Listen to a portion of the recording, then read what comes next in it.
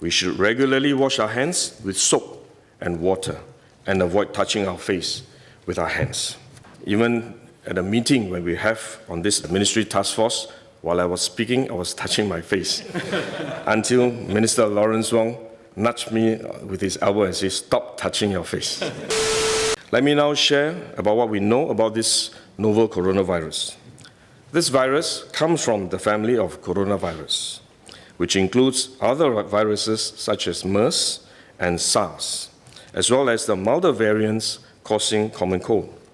The medical consensus at this moment is that the novel coronavirus is more transmissible, but appears less deadly than SARS. Evidence suggests that the rate of human-to-human transmission of this virus appears to be higher than that of SARS.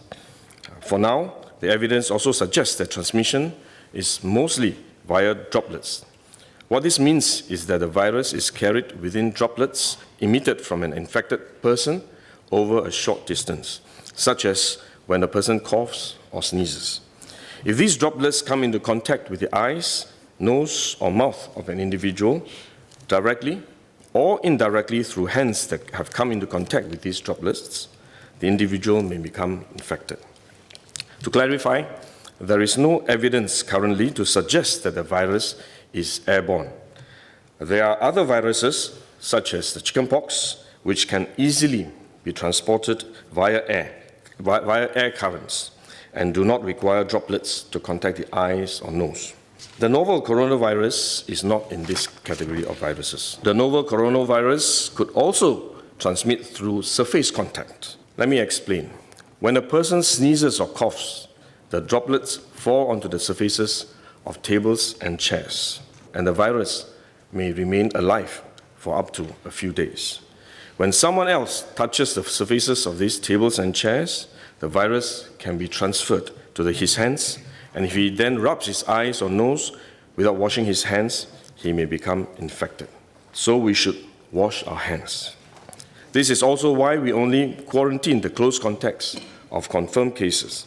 For more transient contacts, such as individuals that the confirmed cases may have walked past in malls or hotels, the risk of transmission is low.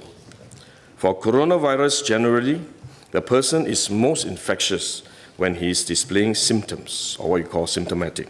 And this is likely to be the case for the novel coronavirus as well. There is evidence of limited spread from a person without symptoms during the incubation period.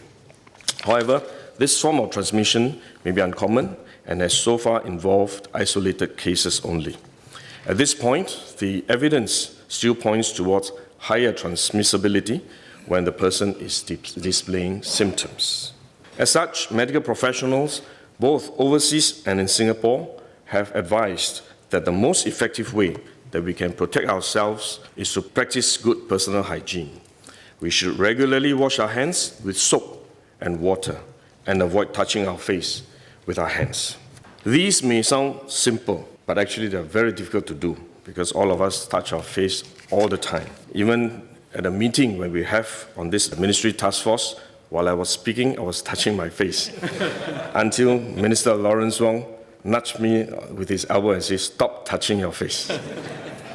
So it is simple but extremely difficult, but are actually very effective in preventing all kinds of infection.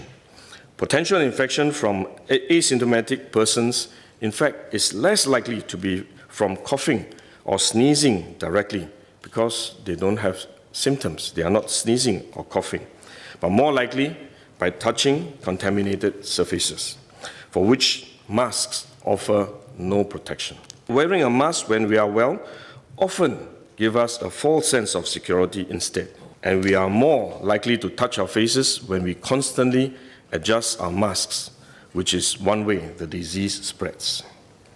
At the same time, we need to protect others, our loved ones, friends, colleagues, and fellow Singaporeans that we come into contact with. If we are sick, we should rest and recover at home as far as possible.